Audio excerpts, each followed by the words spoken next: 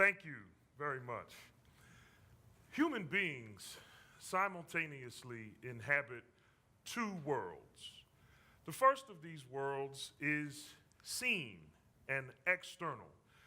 It is the world of our five senses, the world of sights and sounds and all that whistles and goes bump in the night.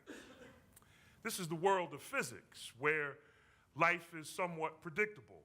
I often tell my students that no one breaks the law of gravity, for if you try to break the law of gravity, chances are the law of gravity will break you.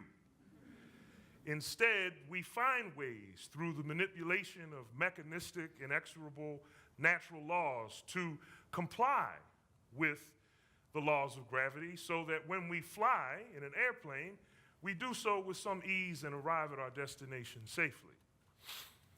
The second of these two worlds is internal and unseen.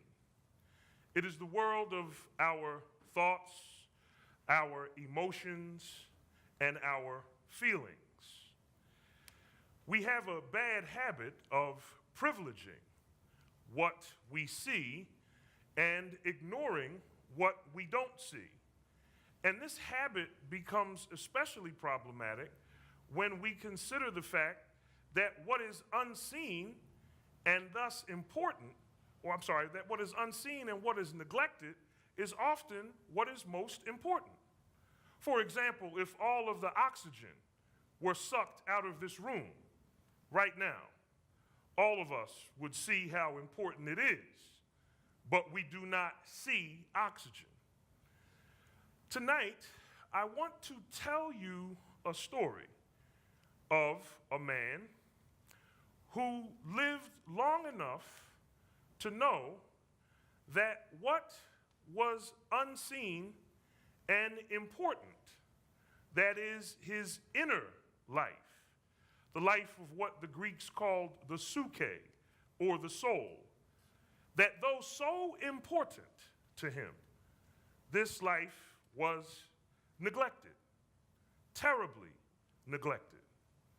Neglected by his spouse, neglected by the larger society, and neglected to such a degree that it led him on more than one occasion to the point of considering taking his own life. As you listen to the story of this man, I want you to think very carefully about the men in your lives. I want you to think about your fathers. I want you to think about your husbands. I want you to think about your brothers, your uncles, and your nephews. This man begins his life in a household that some might rightly call hyper-masculine. He grows up, the youngest of 7 children, in a home with 3 brothers and 3 sisters. He affectionately calls himself the tiebreaker. And growing up in a household with a father and 3 brothers was sort of like growing up with 4 fathers. And growing up in a household with a mother and 3 sisters was sort of like growing up with 4 mothers. And this household was, by today's standards, I would venture to say, rather chauvinistic. The men had more important things to do than cook or clean. After all, the men had to watch football on Sunday. And as this man's father saw it, it was the task of the women to tend to the men and make sure that they had food to eat while they watched the game. And one of the cardinal rules in this man's household was that men were never supposed to cry. Men were never supposed to show emotion. Men were never supposed to cry or show emotion, because to do so was to demonstrate to the rest of the world, which, by the way, was always out to get you, that you were weak somehow.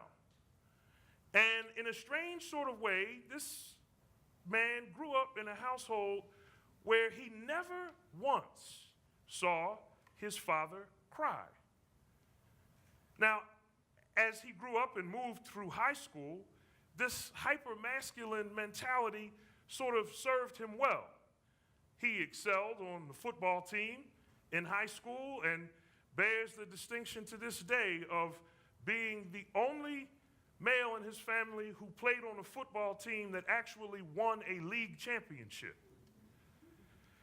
And through all of the challenging practices in the hot summer sun before the season started, and through all of the bumps and bruises of playing football in high school, his father's advice and the advice of his brothers served him well.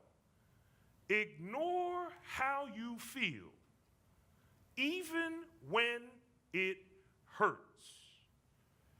On the football field, this works nicely because it means you're tough. It means you're a team player. And so his ethics, his value system of being tough served him well through his adolescent years, through college, and then he got married. And when he got married, he carried his ideas of masculinity with him into the marriage. When he got married, he noticed that his spouse seemed preoccupied with his physical appearance. And from time to time, she would comment on how displeasing it was to her. And she would comment on how unattractive he was to her in the most intimate of ways. She would remark to him about how other men who she knew in the past that she never even considered dating, let alone marrying, were far more attractive than he was. But because he had always been taught to ignore how he felt, he kept going. And it was just like the bumps and bruises that you experience on the football field. Your leg may hurt, but you keep playing because you have to take it for the team. You have to be a team player. And so he ignored the way he felt, and he kept going.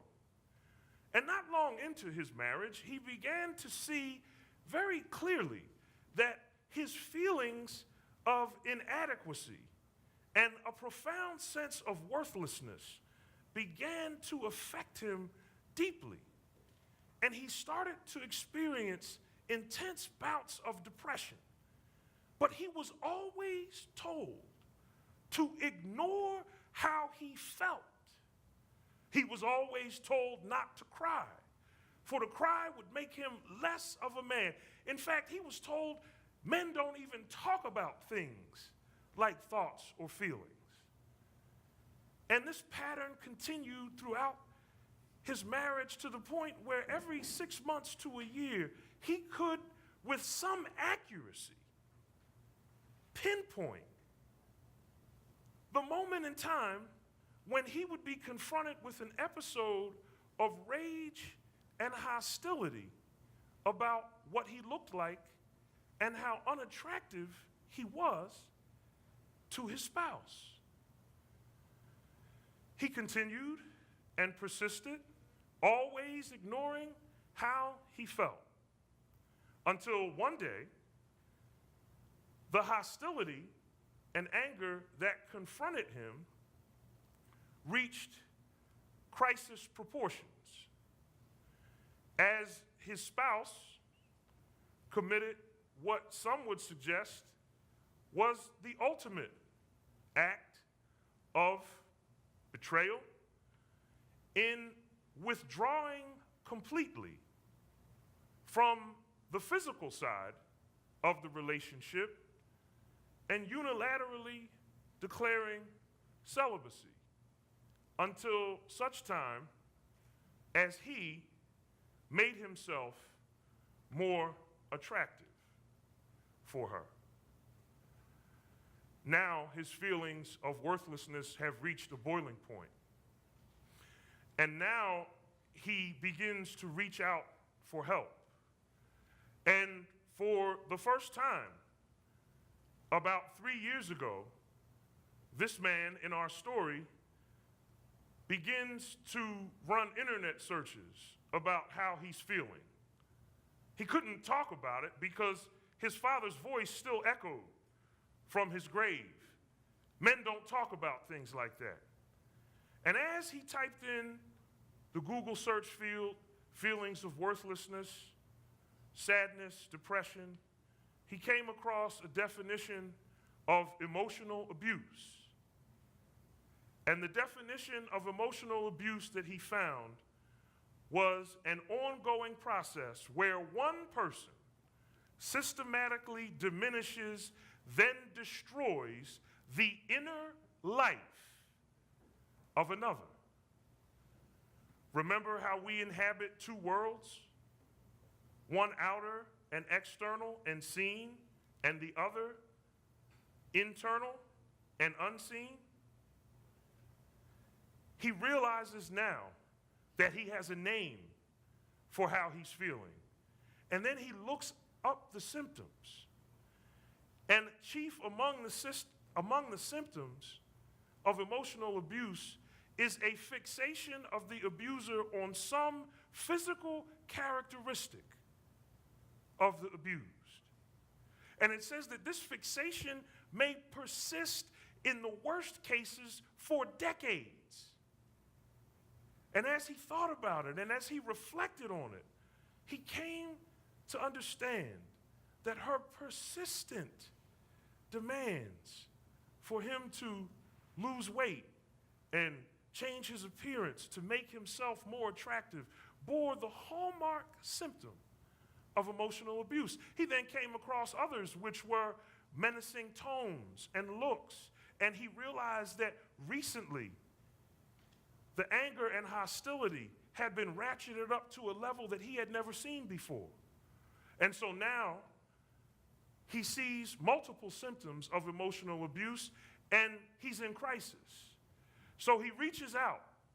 And one of the first places he reaches out to is his church. And he discovers quite tragically that his church is woefully unprepared to deal with abusive situations in terms of emotional abuse in marriages. Now, for the first time, he understands what he heard all of the women in his church say for decades, which was, I'm in an abusive relationship and the church can't help me. Now, for the first time, this man who had been taught his entire life to ignore the way he felt, he understood the plight of women in a way that he had never understood before. All his church could do was tell him to stay married and work it out. And then, fortunately for him, there was one small church about 2.5 hours south of where he lived that provided him a place through a small men's group to share how he was feeling. And he discovered that he was far from being the only one who experienced what he had been experiencing for so long. In fact, as he engaged other men in conversation, he realized that their inner lives had been disregarded as well. Since then, no less than 5 or 6 men have come up to him and said, every time you tell me what happened to you, I'm thoroughly convinced that you are telling my story. He got to a place where he thought that his only way out, having turned to his church for help, having turned to certain male friends for help and being disappointed, he got to a place where the only thing he thought he could do to relieve himself of this pain was to end his life. And on more than one occasion, hatched a plot to do exactly that. This plot reached crisis proportions when he came to see that the thoughts of suicide no longer bothered him, but rather gave him peace, because contrary to popular belief, people who kill themselves are not upset. They actually feel quite calm because they know the next step will bring them relief. He sought a clinical intervention and was talked off of the proverbial ledge. And now, this man is at a much better place. As this man has talked about his story with other men, they have, as I said a moment ago, said to him, "You're telling my story." I want to take you back to your fathers, to your husbands, to your uncles, to your brothers, and to your nephews. And I have a sense that as I talk and deliver these words to you tonight, I'm probably telling some of their stories too. I know the man in our story quite well. That man is me. I hope that as a result of something I've said tonight, someone, some man, somewhere, somehow, some way, will cease to suffer in silence because someone has listened in a way that has allowed them to be touched by the story, not necessarily of themselves, but by the story of the men or man in your life. The aim of tonight's talk is to raise awareness and to bring attention to what is so often neglected. That is to say, to the inner life of a human being. I'm confident that if we give the inner life of a human being this sort of attention, that men and women will no longer have to suffer in silence. Thank you.